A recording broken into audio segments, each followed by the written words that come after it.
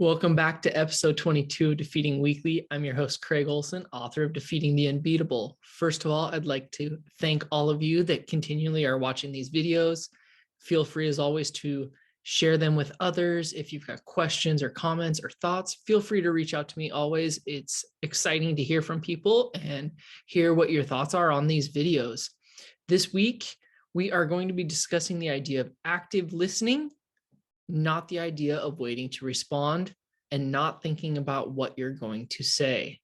So in our society anymore, most people have social media or talk shows. They're all over the place. And they're an opportunity for us to share our thoughts and opinions. Talking is a skill that most of us can do pretty well, which is great. But what happens if people don't listen? And not only listen, but listen to gain information. There are two types of listening that I feel we typically fall into. They're either listening to respond or active listening. While both require us to have actions from the listener, they are very different in nature. Listening to respond, just like sharing our opinions, is something most of us do pretty well and is much easier to do. When listening to respond, we're only half listening and putting most of our effort into how we're going to respond to the person and make sure that they know our thoughts. This type of listening puts the listener as the focal point. Whereas active listening is when you fully engage with the person speaking.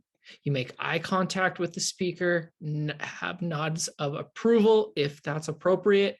You're giving facial expressions of interest, not looking down at your phone or looking off into the distance. You're making that eye contact, which, yes, we've got a lot of us in society now where that eye contact is uncomfortable, but it's become uncomfortable because of the way we started communicating versus getting back to the core of communication, which is listening. And when you're speaking, you restate what the other person is saying, or you ask for clarification, showing that you're interested in what they were actually saying, not worried about, like I talked about with the listening to respond, where you're more worried about sharing your thoughts. And even though we may disagree with someone, it doesn't mean we have to quit actively listening.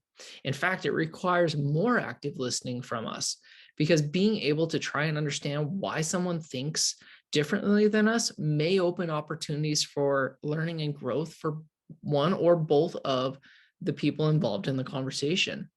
Because remember, the goal of active listening is to build relationships up.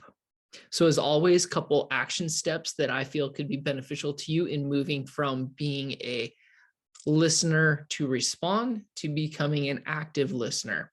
First one, be purposeful when you're going to engage in a conversation. There's times for just shooting the breeze and others to be very intentional with what you're trying to accomplish. Two, don't be afraid to be honest if you miss something in a conversation and ask someone to repeat it, and don't be afraid to apologize if you're asking for that. And three, reflect on your conversations afterward for how you did and what you could do differently that could make your conversations be more successful in the future. And as always, I'm going to leave you with a quote. Active listening is key to all healthy and effective communication. However, it doesn't necessarily come easy. And that was from Susan C. Young. As always, I hope you have a great day and defeat the week.